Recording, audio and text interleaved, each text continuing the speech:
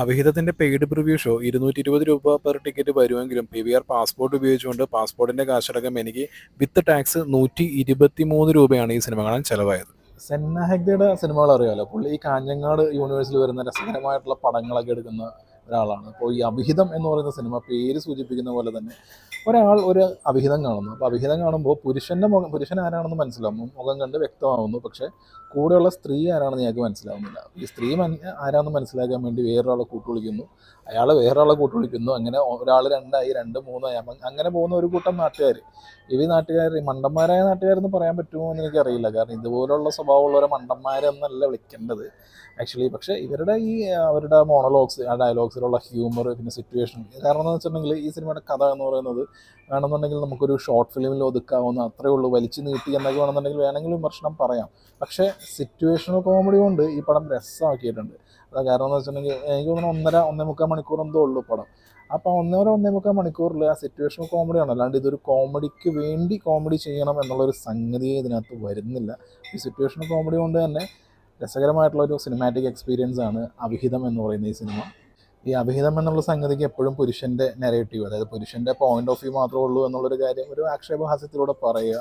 അതിനുവേണ്ടി കുറച്ച് ക്യാരക്ടേഴ്സിന് ഉണ്ടാക്കുക. ഓരോ ക്യാരക്ടേഴ്സിൻ്റെ ബോഡി ലാംഗ്വേജ്, അവരുടെ മാനറിസം, അപ്പോൾ അവർ പെരുമാറുന്ന അതായത് ഇതിനകത്ത് കൂടുതലും ഞാൻ പറഞ്ഞില്ല, സിറ്റുവേഷണൽ കോമഡി എന്ന് പറയുമ്പോൾ 2 പേര് അല്ലെങ്കിൽ 3 പേര് അല്ലെങ്കിൽ ഈ ഒരു ഗ്യാങ് ആയിട്ട് നിൽക്കുമ്പോൾ അവർ തമ്മിലുള്ള ഒരു സംഭാഷണങ്ങളുണ്ട്. ആ സംഭാഷണങ്ങളിലാണ് ഹ്യൂമർ ഉണ്ടാകുന്നത്. ഇത് ഓർഗാനിക് ആയിട്ട് വരുന്ന ഹ്യൂമറാണ്. കാര്യം എന്ന് വെച്ചിട്ടുണ്ടെങ്കിൽ ഓരോ ക്യാരക്ടേഴ്സ് ഇതിനകത്ത് ഒരാൾക്ക് ഈ പെണ്ണ് ആരാണെന്ന് അറിയണം. അപ്പോൾ മറ്റേന്ന് വെച്ചിട്ടുണ്ടെങ്കിൽ ഇന്ന പെണ്ണാണെന്നുണ്ടെങ്കിൽ അവളെ എങ്ങനെയെങ്കിലും അത് നാട്ടുകാരെ മുമ്പിൽ അറിയിക്കണം. അങ്ങനെ ഓരോരുത്തരുടെയും മനസ്സിൽ മൈൻഡിൽ അതായത് സത്യം പറഞ്ഞിട്ടുണ്ടെങ്കിൽ ഇതൊരു പൊളിറ്റിക്കൽ സട്ടയർ എന്ന് പറഞ്ഞ് തന്നെ പറയാം. ഒരു പൊളിറ്റിക്കൽ സട്ടയർ ആണല്ലോ. അപ്പോൾ അങ്ങനെ നോക്കുമ്പോൾ ഈ ക്യാരക്ടേഴ്സിൻ്റെ ഉള്ളിലൂടെയുള്ള ഒരു സംഭവങ്ങളൊക്കെ വളരെ രസമായിട്ടാണ് കാണിക്കുന്നത്. നമുക്കിത് 2 രീതിയിൽ കാണാം. ഒന്ന് ചുമ്മാ ഒരു ടൈം പാസ് എന്നുള്ള രീതിയിൽ ജസ്റ്റ് ഒന്ന് കണ്ടു മറക്കാം, അതല്ല. പക്ഷേ ഈ ഡയലോഗ്സിലെയും ഓരോരുത്തരുടെ ക്യാരക്ടറും അവരുടെ ഒരു ബിഹേവിയറിലും ഒരു പൊളിറ്റിക്സ് ഉണ്ട്. അതും ഈ പടത്തിൽ വ്യക്തമായി പുള്ളി കാണിച്ചിട്ടുണ്ട്. അതിനെല്ലാത്തിൻ്റെ ഒരു പൂർണ്ണ രൂപം കിട്ടുന്നത് ക്ലൈമാക്സ് ആണ്. പിന്നെ ഈ അവിഹിതത്തിന് സ്ത്രീയുടെ പോയിന്റ് ഓഫ് വ്യൂയിലുള്ള ഒരു സംഗതികളുണ്ട്. അത് എത്രമാത്രം അക്സെപ്റ്റ് ചെയ്യുമോ എന്നുള്ള കാര്യമൊന്നും എനിക്കറിയില്ല. പക്ഷേ ആ സമയത്തുള്ള പുരുഷന്മാരുടെ ആ ഹിപ്പോക്രസി ഈ സിനിമയിലുള്ള ഡീറ്റെയിലിങ് വളരെ രസമായിട്ട് തന്നെ വന്നിട്ടുണ്ട്.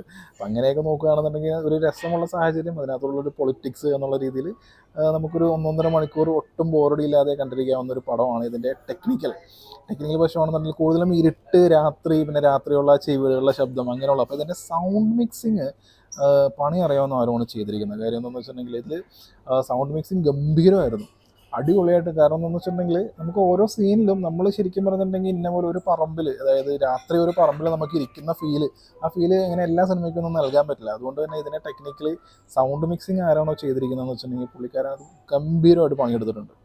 പിന്നെ ആക്ച്വലി ഈ പടത്തിൽ അഭിനയിച്ചിരിക്കുന്ന ആൾക്കാരിൽ അതിൽ 1-2 പേരെ പേരെടുത്ത് പറയാമെന്നല്ലാതെ ബാക്കിയുള്ളവരെയൊന്നും എനിക്ക് അറിയില്ല. അതുകൊണ്ട് തന്നെ ഒരാളുടെ പോലും പേരെടുത്ത് പറയേണ്ട ആവശ്യമില്ല. ഈ സിനിമയിൽ 1-2 സീനിൽ ചെറിയ ഇതിനകത്തൊക്കെ വരുന്ന ആൾക്കാരാണെങ്കിൽ പോലും അവരെല്ലാം ഗംഭീര പെർഫോമൻസ് ആയിരുന്നു. കാര്യം എന്ന് വെച്ചിട്ടുണ്ടെങ്കിൽ നമുക്ക് ശരിക്കും പറഞ്ഞിട്ടുണ്ടെങ്കിൽ ഇന്നൊരു ആക്ടർ അയാളുടെ സംഭവം ഒന്നും കാണാൻ പറ്റില്ല. ആ ഒരു ക്യാരക്ടറിനെയാണ് നമ്മൾ കാണുന്നത്. അത് കൃത്യമായിട്ട് പിടിച്ച് ഭംഗിയായിട്ട് തന്നെ അവർ ചെയ്തു വെച്ചിട്ടുണ്ട്.